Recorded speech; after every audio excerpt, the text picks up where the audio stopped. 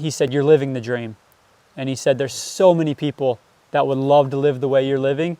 You're living the dream, and continue to do that." I start getting those thoughts of like, I just want to be home, you know, I just want to be in my bed. I don't want to be doing this. I felt tired. I felt like I wasn't efficient. I just felt like I wasn't moving how I needed to move. Embrace the pain. Okay. It hurts for everybody running uphill. You know, my mom was crying and my dad was very proud. Hayden Hawks, hello. You are from southern Utah, am I right? Yeah, I'm from Cedar City, Utah. I was, I guess, born and raised in St. George, Utah. That's maybe more familiar to most people. But yeah, I live right next to Zion National Park in southern Utah, and that's my training grounds, my home, and it's a beautiful part of the world. What's the altitude there?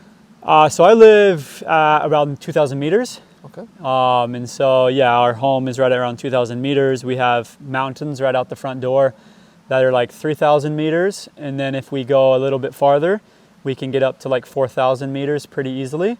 So I've lived at altitude most of my life, and I still live and train at altitude when I'm home. So it's similar like here in Alps. So actually you feel home here, right? Yeah.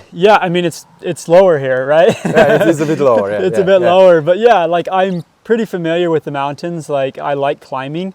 Like the uphill is actually my favorite part of any race, and I would say that's what I specialize in is uphill running. I like the downhill as well, but definitely prefer the uphill more. And yeah, I love coming to the Alps. I love training in the Alps, and really everything about the Alps. It's amazing. You say about yourself you're extremely competitive. You're always ready to push. And you also always wanted to be a pro athlete. As a kid, you played baseball, trained baseball, basketball, and football. And right now, actually, at this right moment, you actually are pro athlete.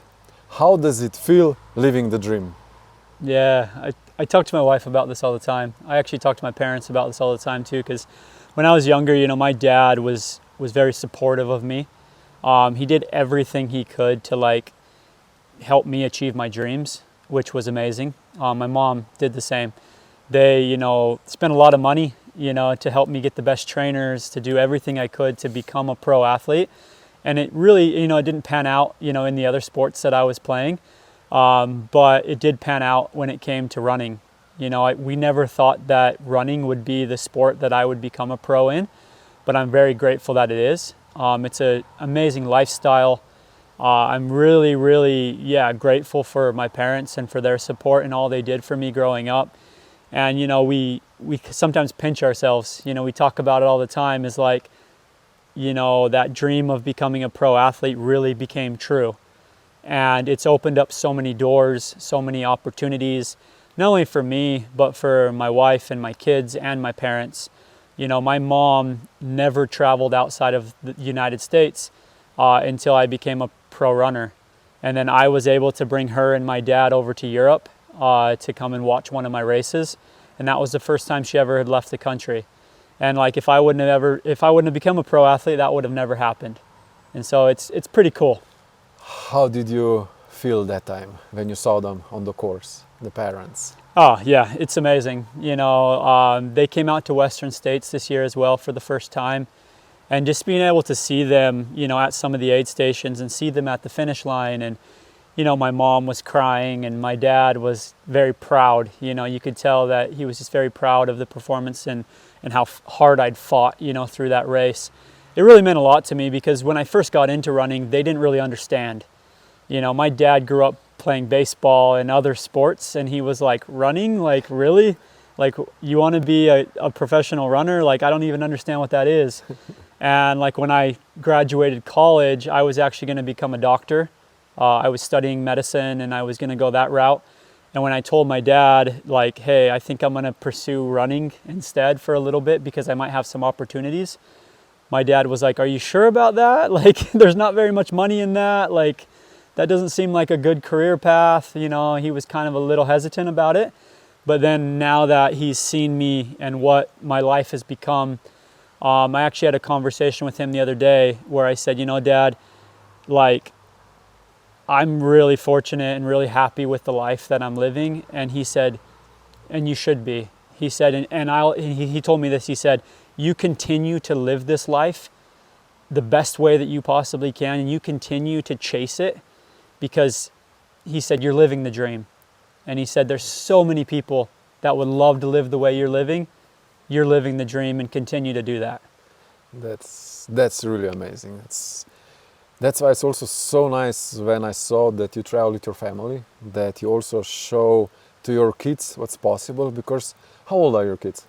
My son is 7. He turned 7 out here in Europe, and my daughter is almost 3. Almost 3. And yeah, right now they're in like pretty much the most important part of their life is right now when they're kids, because their unconsciousness is getting built and everything. And when they see their father, and I believe they're super proud, even though they don't know yet, but they're super proud. Like you, the same how you're talking about your father, your kid's gonna talk about you. And because you show them what is possible, they definitely gonna reach their goals. Most probably they're gonna be different ones, but definitely they will. I hope so. I hope that, this will mean something to them down the road, and they'll remember these times that we had together.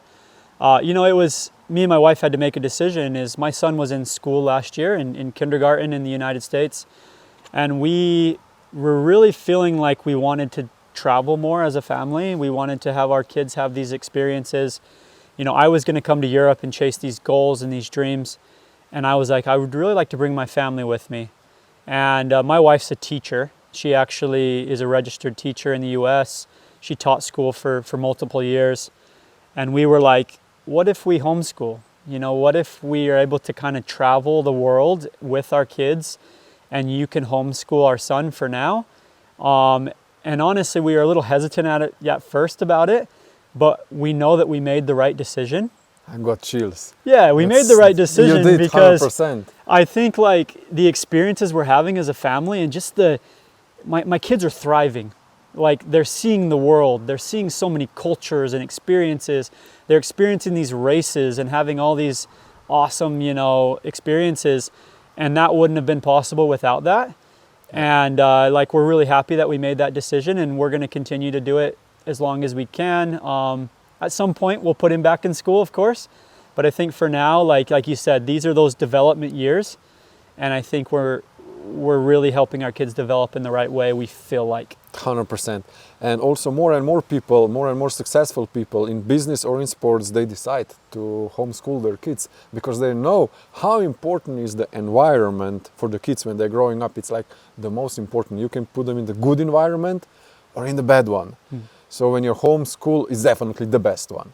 It cannot be worse than the school, especially because the parents, you do everything for your kids. So. And it's awesome because we have homeschool every morning, or my son, he does his studies. So he has no holidays right now.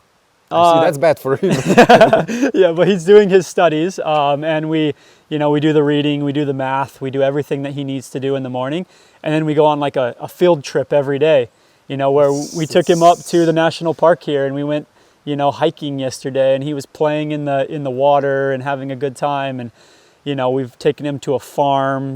We've did a whole bunch of other things, and it's been a really cool experience. That's amazing. That's also, it's just amazing. I got emotional. Okay, let's go back to you. Your first ultra was Speedgoat 50K.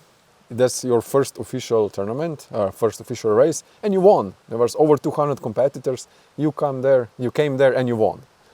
How did you feel? Did you know that you were so good, or did you say to yourself, okay, I'm just gonna try. If I'm really good, okay, I believe you were training really hard for this, and you prepared really hard, as much knowledge as you had that time, but then you won. Speedgoat 50K from over 200 people.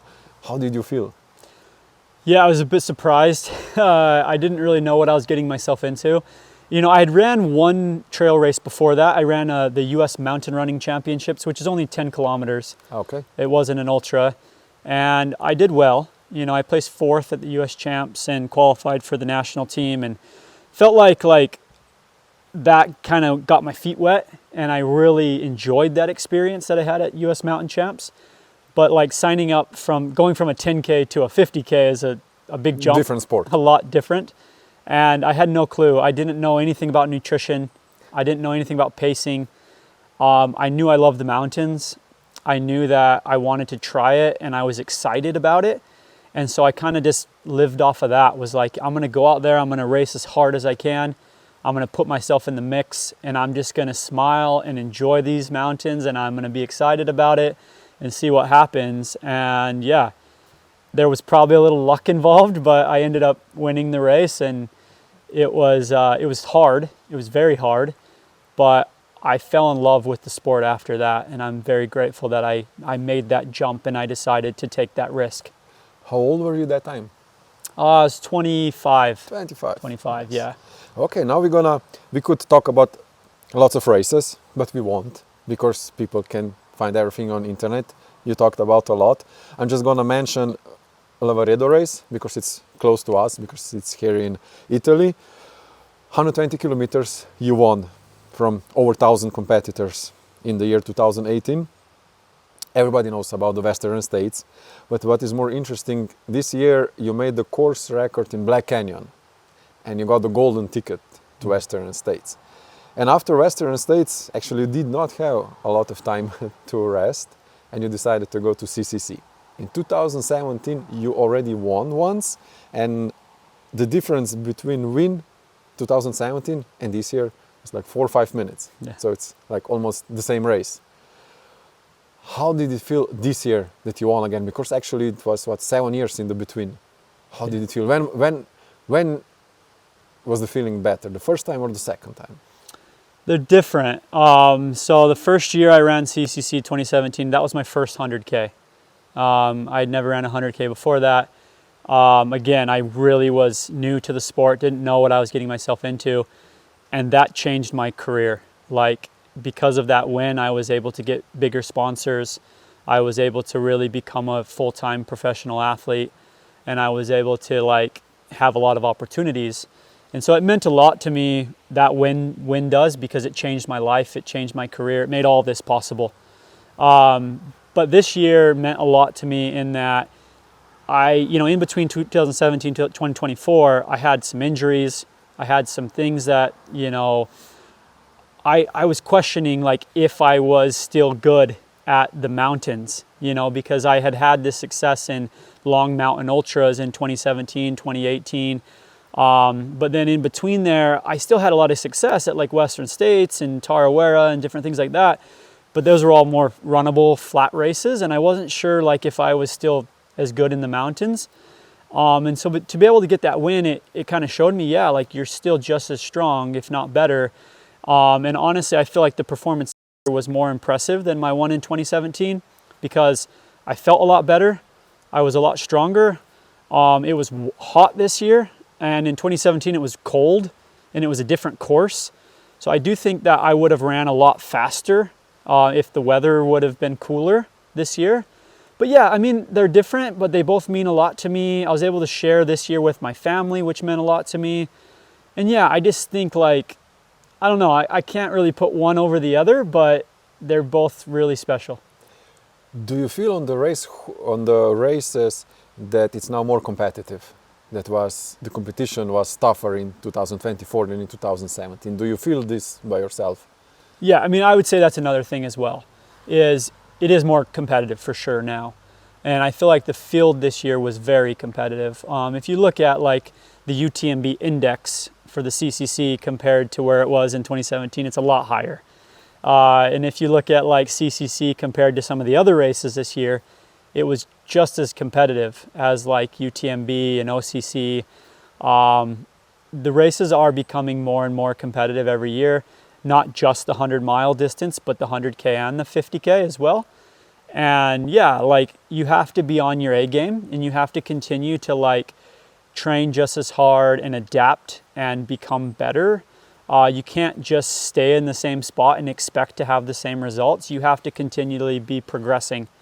And I think that's another like thing about this year that maybe means a lot to me, is I have progressed with the sport. I'm continuing to find ways to get better. Me and my coach, I'm coached by Robbie Britton. We work together to try and find ways to get better and better every year because we see the sport changing, and because the sport's changing, we have to make some changes as well.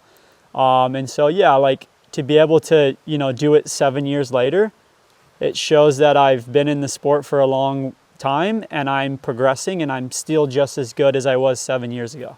That's amazing. That's amazing. And like, if you can say about one or two things, what are you changing? Are you changing the amount of miles you run, or the altitude, or the food, the sleep? A little bit of everything, I would Okay. say. Yeah. I'd say my nutrition's probably the biggest thing that's changed. I feel like my nutrition is so much better now than it ever was when I was younger. I feel like also just like being smarter with my training and focusing on my health has been the second most important thing. I feel like in the past I overdid it a lot. I maybe did too much. And so I've actually lowered my volume a bit. And I've just gotten more specific. Instead of just doing like garbage miles or wasted miles, I'm focusing a lot on quality miles and just making sure that everything is very specific and it's leading towards a specific goal. And that's helped a lot. Let us know what is garbage miles and what is good miles. Garbage miles, just like running just to run, right? Okay. Like just being like, forcing yourself to go do miles just to do miles. Like, How without the purpose? Without yeah, the there's no goal. purpose, right? Like there's really no need for that. Like I don't, like if I'm not feeling good, or if like I just feel like I need a little bit more rest or something, there's no point in forcing miles. Like I don't need to just go run just to run. No, like I need to take a rest, or I need to jump on the bike instead, or I need to do some strength training instead. You know, there's other ways to train. You don't just have to run all the time to be good. Like you can adapt things and you can kind of train, you can train smart. Olympic Games. What do you think about trail running and Olympic Games? And when it's going to happen, because it's going to happen, and I believe very fast, it's going to happen, which race, not which race the place, but would you give 50K, 100K, mountain marathon or 100 miles? Which one do you think would fit the most to Olympic Games?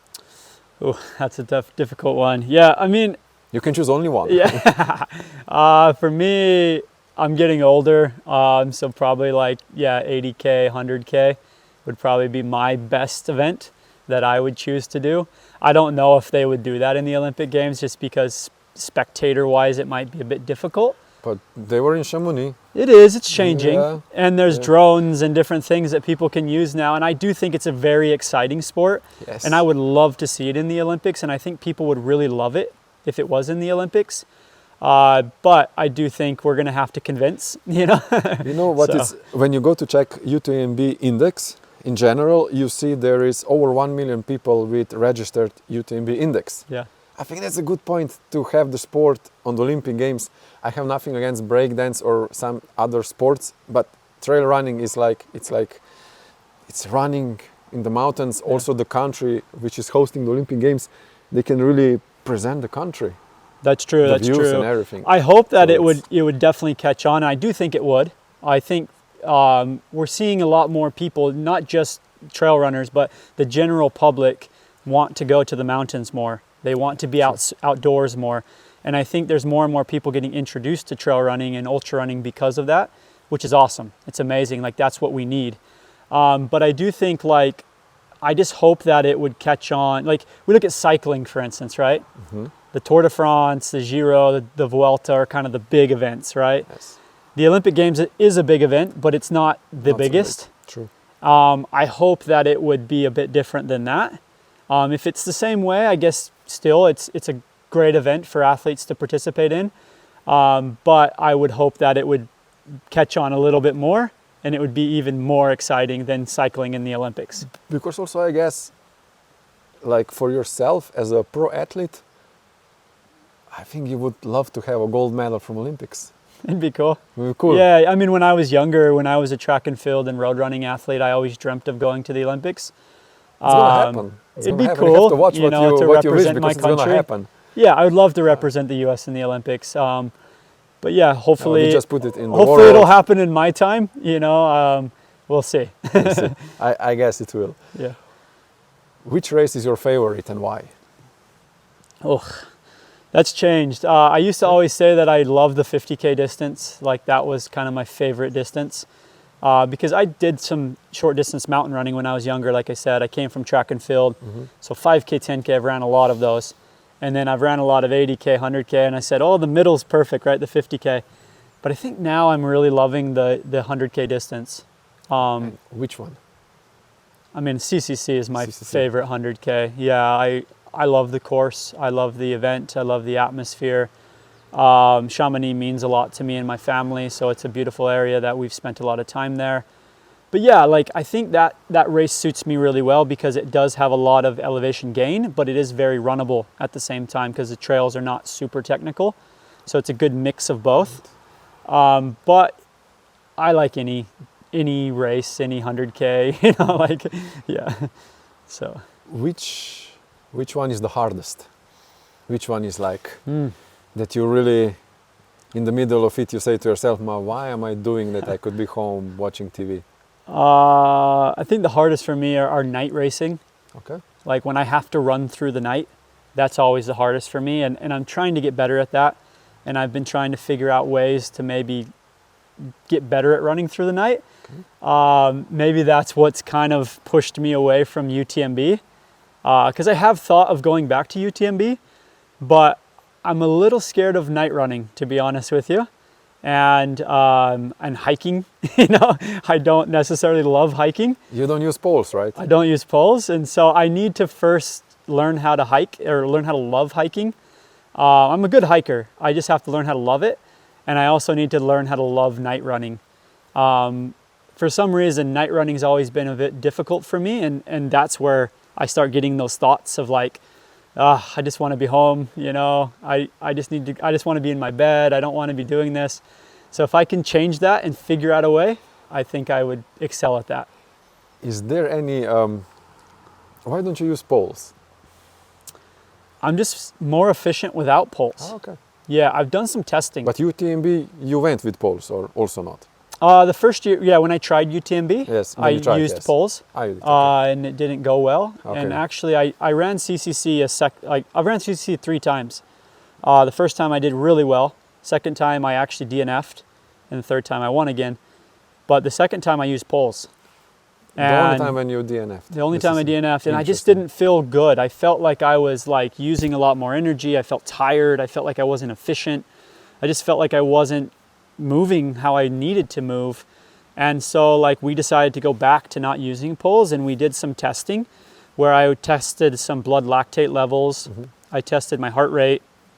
I tested some like fueling and different things like that. And I found out that I'm actually less efficient using poles than I am not using poles. My blood lactate was actually higher without with poles than it was without poles. And so, yeah, as of now, I'm just not efficient with them, but I think if I trained with them, I could probably get efficient. I think I would just have to put in a big block of training and a lot of time. Okay, but you obviously don't need them. At least maybe not, as of not now, for the next as 20 of now, years. yeah. So, but I think if I were to do UTMB again, I would probably want to use poles, especially for the latter part of the race when the poles could be really useful. I would just have to train more with them. How does it look, your season planning? When do you start season planning? And does it look like this? Okay, next year I'm going to go on Western States, on CCC. Or do you choose 2 races, 3 races, and then all the training is about those 3 races? And then in the between you go on 10 more or 5 more for the training? Or how does this look? When do you start with the training plan? Yeah, I can kind of take you through how I set up my season. I've actually been thinking about it a lot right now because this will be my last race here in Slovenia. Is my last race of the year. And I've been actually talking to my coach, and we've been kind of going through what the schedule will be like for next year. Because of course, like after this, I'll have an off season where I'll probably do about 6 to 8 weeks of like just easy running, more cycling, some strength training. I'll keep it really easy, no intensity, no workouts, just kind of focus on recovering, but also keeping some active recovery in there. And switching it up with the bike because I do like biking quite a bit. And then after those, 6 to 8 weeks, I'll start implementing some speed back in my training. So I'll take about 4 weeks of like pretty intense speed where I'm focused on building a lot of economy, building a lot of my speed back. I'll be doing track workouts, different things like that. Did you have a question? No, I was thinking speed on the running or on the bike still? No, on the running. Running, okay. Yeah. So I'll still do some cycling during that phase as well, but a lot of it will mostly be just running and like shorter, like low volume, but high intensity to build my engine up and to build my economy up. And then I'll go into my first block of training, which will be towards the beginning of next year. And that block of training will lead me into some early season races where maybe I'll do like some 50Ks, some 100Ks. I'm thinking maybe going back to Tarawera. So I'll probably run Tarawera in February, maybe do some 50Ks in the spring. And during this phase, I really focus on like marathon type training where it's a little bit more intense, but the volume's slowly increasing. I'll do some good speed workouts, incorporate some hills, different things like that. And then that kind of leads me into my Western States block where, you know, May, June will be the Western States block where I'll do mostly Western States style of training. So that's when I'll start incorporating a little bit more mountains. That leads to Western States. And then after Western States, it's maintaining. It's not necessarily increasing anything. My most important blocks of training are in the spring, leading into Western States. That's where the fitness is gained. And from that fitness, I just maintain that fitness into CCC, and then into maybe another mountain race in the fall, and close my season out and start my off season over. So it's just a cycle, right? It slowly builds. You kind of go from flat running to hilly running to mountain running, off season, and then do it again. That's very interesting. Actually, you do flat running. It's not so. Actually, you're not all the time in the hills. It's really interesting. I would guess that you're all the time running uphill. No, I think it's important. Like actually, my uphill gets better when I have more economy and speed built up. Like when my engine's big, and those high intense workouts are going to build that engine. And of course, as I get closer to like the big races like Western States and CCC, I get more specific. Do you maybe know how much altitude you do in 1 year? In 1 year? I don't know. I don't really focus too much on that. Okay. Also on the miles, how much miles you run in 1 year? Oh, miles. Yeah, it just depends on the year, really. This year is actually probably less than I've done in the past. I think in the past I've done close to 5,000 miles a year. Okay, it's like maybe 8,000 kilometers. Yeah, maybe. That's a lot. But this year will be less, maybe like 3 or 4,000 miles. So I don't know exactly. I'd have to look at Strava. You never check how much is the altitude? I don't really focus too much on that. I just focus on what I need to do. On the engine. Yeah, what I need to do to stay healthy is the biggest thing, because like none of this is possible if I'm injured. And like being healthy is the key to everything, because I cannot utilize any of the fitness I gain without being healthy. And so it's like I don't try and force things anymore. I just focus on health and I do what I need to do to stay healthy, and that's my key. What do you think about Golden Trail series? Would you ever do them, like the whole series, or is it too short for you? Now it's too short for me. Yeah. I think a lot of the reasons why I do so well in a lot of these big long races is like the tactics and like the nutrition and different things like that. Like outside of the fitness, there's a lot of things that I do really good at. And you can't really use those in the shorter races. It's pretty much all about fitness. Yes, like fueling and stuff can help, but that stuff is going to help you more in the longer stuff. Plus, I just enjoy the longer stuff more. And I feel like those very, very fast speed days are kind of behind me. I might throw myself into them every now and then as like a speed workout or something to help me with the ultras, but I do prefer the ultras now. And it's also more injury risk. There's a lot more injury risk. Yeah, the training is a lot different. True. And I just, don't find too much interest in that anymore. When we come right now, if you go the day before CCC, actually the last week before CCC, how much approximately do you run the last week, like the taper? How does your food looks like? Do you eat much more carbs? Do you put fats out, proteins out? How approximately? Do you shock the body? You don't shock them? Do you manipulate with water or with something? How approximately, how does it look like? I don't change much up. I kind of focus on just keeping in a good routine. The body likes routine, the mind likes routine. So my diet stays pretty much the same. I might eat a little bit less just for the reason that I'm training less. Like I'm just not as hungry, right? But when I'm hungry, I'll eat. You know, if I feel like I need a little extra sleep, I'll maybe sleep in a little bit. I do really focus on like doing all the little things, like making sure I'm hydrated every day, making sure I'm getting enough sleep, different things like that. But I'm doing that all the time, really. Like, and so I think it's important to not try and reinvent the wheel, but just kind of like do what has worked for you in the past and just kind of keep things simple. Simplicity is everything for me. If I can keep things simple and just focus on like enjoying life with my family and keeping things relatively simple, then I'm in a good spot. So like a day or 2 days before the race, you don't double up the carbs? No. Oh, no? Okay. No, I mean, that's only probably going to lead to bloating, and you're probably not going to feel great doing that because your body's not used to it. I just keep everything the same. I still fuel I fuel most of my runs. You know, like I'll take my race day nutrition on most of my long runs and workouts and even on some of my easy days, because I think it's important to fuel a lot of your runs. I think like a lot of people don't fuel their runs enough. And I'll continue to do that into the taper, because a lot of the times people take that out during the taper because they're not running as long. But I continue to do that to keep my gut trained and to also just, because that also helps with recovery. And you know, during the taper is when you want to be recovering the most. How tall are you? How tall? Yes. I don't know. And on internet it was written 5'11". Yeah, I'm 5'9", 5'10". So like 1.80 m. Yeah, I guess. Yeah. And you have how many kilos?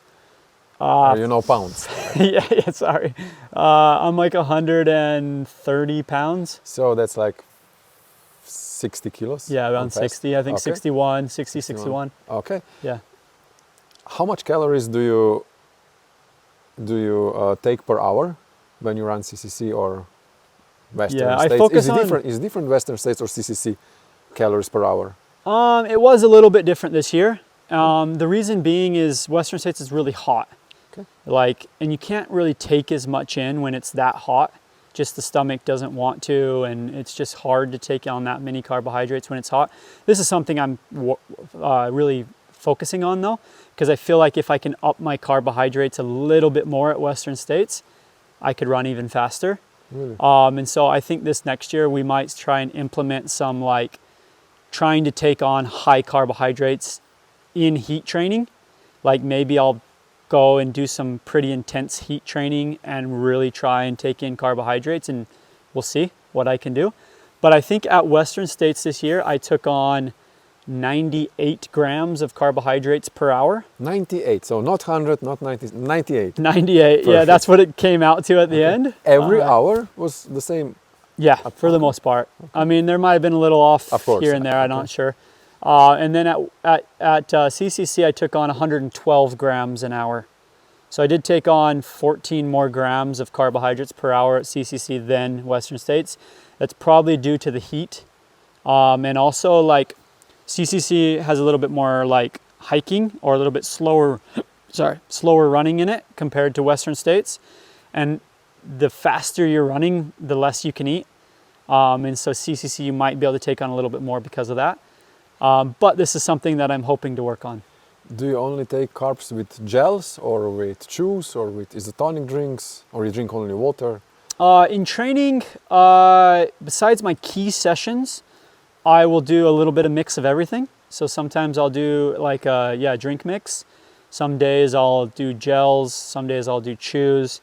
Sometimes I might just bring a bar with me or something like that. But when it comes to my key sessions and my races, I only do gel. I do gel, I do regular water, and I do salt pills, and that's it. Those three things. That you know exactly how much you ate and how much. Yeah, I know exactly how much. I'm sponsored by Precision Fuel and Hydration. And so I take Precision Fuel and Hydration products. I really love the Flow Gel product. That's one of my favorites. I also take their salt capsules and then just plain water. And Precision's really been instrumental in helping me dial all this in. And I work with some of the head scientists at Precision to help figure all this out. I actually have a call with them tonight to talk about my fueling strategy for this weekend. You know what would be a good part? What they have like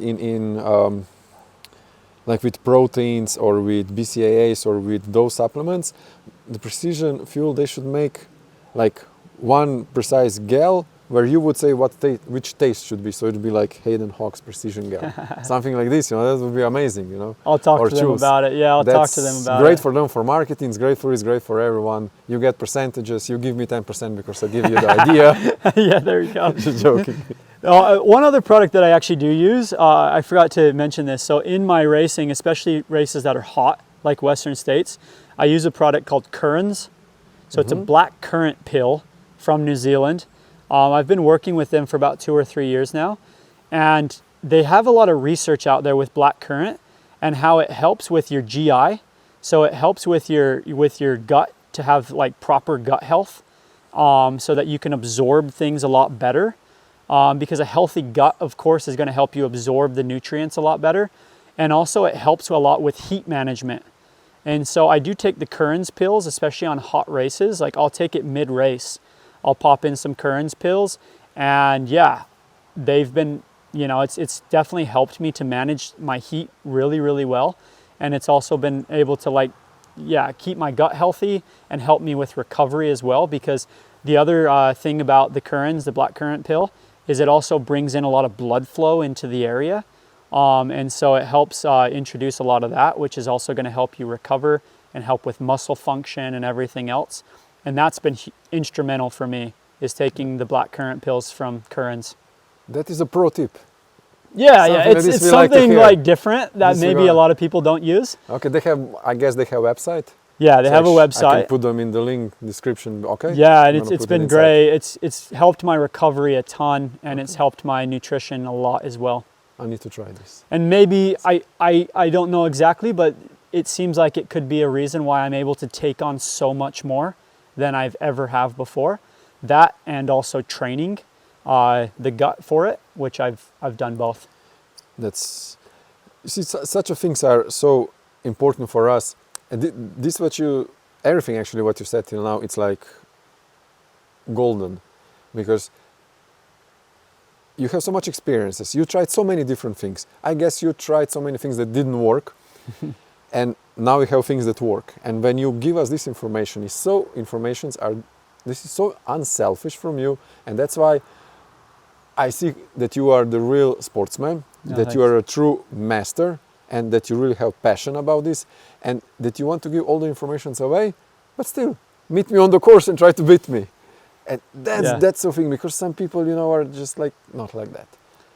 And that is so nice for me. And I always have a little trick up my sleeve. You know, I always have something that maybe I won't share, but for the most part, I'm an open book and I'll share. And you know, all the brands that I work with, I truly believe in.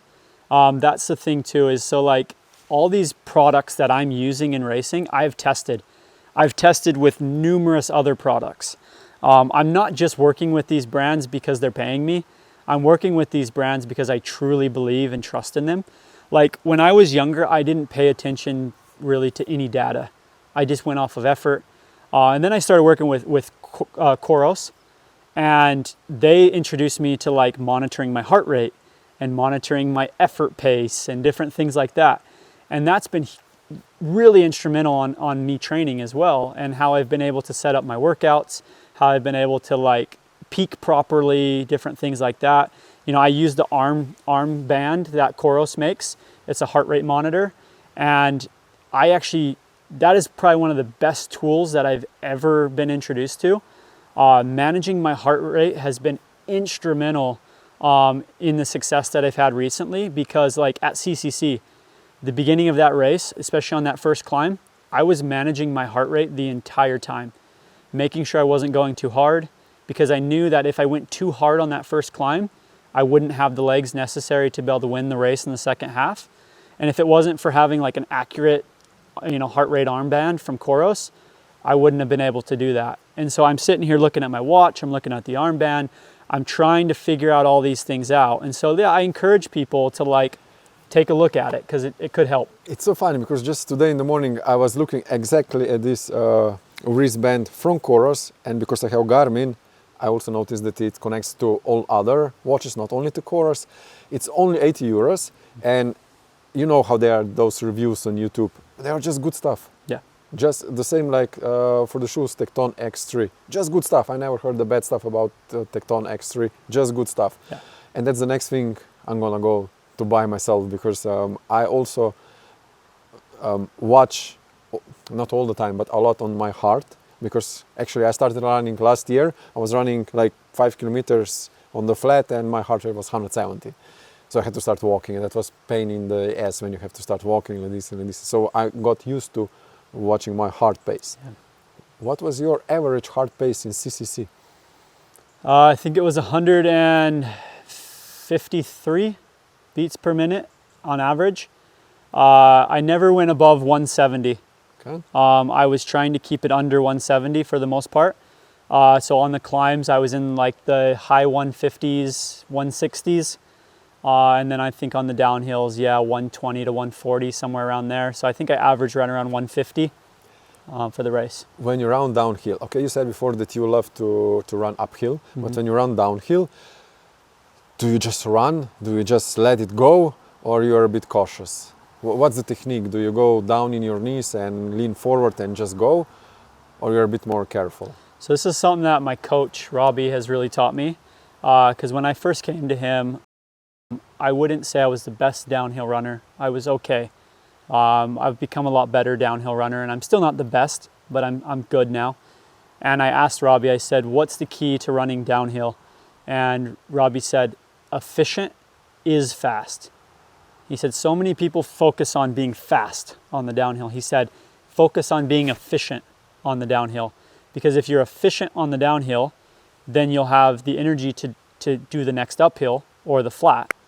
And then you'll be able to be efficient on the next downhill, and you won't destroy yourself. You won't, blow yourself apart or destroy your legs early on. So now with the downhill, I just focus on being efficient. What does that mean? Like just making sure I'm taking the right lines, making sure I'm not pounding too hard, making sure that like I'm hitting my foot the right way to avoid a lot of that impact that could come into the legs and hurt the legs. And it's also just like being smart. Like if I know that like I don't feel confident on a downhill, don't try and go as fast as you can on that downhill, because you're probably going to fall, you're going to roll your ankle, and then your race is completely over, right? And so it's focusing on being smart, being efficient, taking the downhill as comfortable but fast as possible, and just making sure that, you're maneuvering through it in an efficient way. Perfect. And what, if there would be one tip that you could give it to me for running uphill, what would it be? Probably embrace the pain. Okay. It hurts for everybody running uphill. And I think a lot of the times when it starts hurting, people just give up and they're like, oh, it's too hard, I can't do it, right? But I think if you like focus on like, no, it's supposed to hurt and it's okay, and you kind of like smile and laugh and you take it on, I actually enjoy that pain. I enjoy feeling that grind or feeling my legs burning. And I think like that's why I love the uphill so much, is because I actually look forward to that feeling. And so, if you can embrace that pain and just focus on like, being smart, like hiking when you need to, running when you can. But embracing that, I think you'll be a better uphill runner. Very nice. Another question with uphill and downhill. When you take your gel, you take like then 2 or 3 gel, or you have from Precision Fuel that you make sips? Are you making often the sips, or are you doing always on the uphill, or you always also do it when you come to the top before the downhill, or are you also sipping during the downhill? When do you take fuel? I do it every 20 minutes. Like in gel or this sips? So it depends, right? Like Precision has 3 products. They have a 30 gram carbohydrate gel. So that's just like a small individual packet. They have like a 90 gram carb gel, which is a little bit bigger gel that you can screw the lid off and on, and you can take when you want to. Then they have their flow gel, and the flow gel is a big gel that you put in like a flask, and then you can suck on that flask as you go. I use that product. I think it's efficient. I think it's fast. I can just carry it in my belt, pull it out when I need to, and sip on it. And that's my favorite way to take it. But I do think all products work great. And then sometimes in training, I'll just take, if I know I'm going out for only an hour or an hour and a half or something, I'll just take the 30 gram packets, and I'll just pop a 30 gram packet every 20 minutes, and that works just as well. Very nice. Okay. For the last question, what's your perfect date with Ashley? Ashley is your wife, right? Yeah, Ashley's my wife. What's your perfect date? Would it be with kids or without the kids, that you two are alone? Because I guess you're all the time with the kids. Do you miss maybe the time that you would be alone for 5 hours or maybe 2 days? What's the perfect date? Yeah, I mean, for sure it would be without the kids. So, I mean, it's not really a date if the kids are there. Okay, but that's true. Yeah. Luckily, we have family back home. Her parents, my parents. We have brothers and sisters that will watch the kids often when we're at home. And yeah, the perfect date is probably we drop off the kids with the family. You know, me and Ashley go out for a long run or a long hike in the mountains. Maybe a long bike. Last year we actually did this snowshoe. We have a cabin up in the mountains, and we snowshoed up to the cabin. We spent the night at the cabin. We brought some food with us, had a nice, dinner, and then hung out by the fire and everything. And then we snowshoed back down the next day. That was pretty perfect. But anything outdoors, we both love the outdoors. We love the mountains. So if we can spend time in the mountains and have good food, that's the perfect date. Amazing. Okay, now we only have few fast questions, okay? Before I let you go. Okay. Actually, on few you actually gave the answers already, but let's repeat. Night run or day run? Probably day run. Downhill or uphill? Uphill. Pacer or no pacer? Do you like to run with a pacer or without? That's like Europe or States?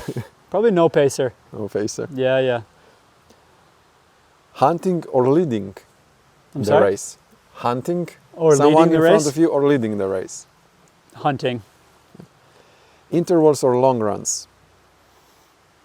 Ooh, long runs. Mornings or evenings? Evenings. Mountains or seaside? Mountains. Sleep or food? One you have to give away. Sleep or food? Which one would you keep? Food. I'd keep food. Coffee or tea? Tea. Meat or vegetables? Meat. Steam room or cold plunge? Steam room. Christmas or Halloween? Christmas. Horror movies or comedy? Comedy. Basketball or football? Basketball. Swimming or cycling? Cycling. Okay, that's it. Thank you very much for your time. It felt like we know each other for 20 years already. You're a really nice guy. So really thank you that you took your time from your busy schedule. Thank you as well, and thanks for the gifts. You're welcome. He hooked me up with some pretty sweet stuff from Tadej Pogačar and Primož Roglič. So I'm going home with some really cool Slovenian stuff to sport and represent my favorite cyclists. Thank you. Thank you. Enjoy and good luck tomorrow. Yeah. Actually in 2 days. Thank you so much. Okay.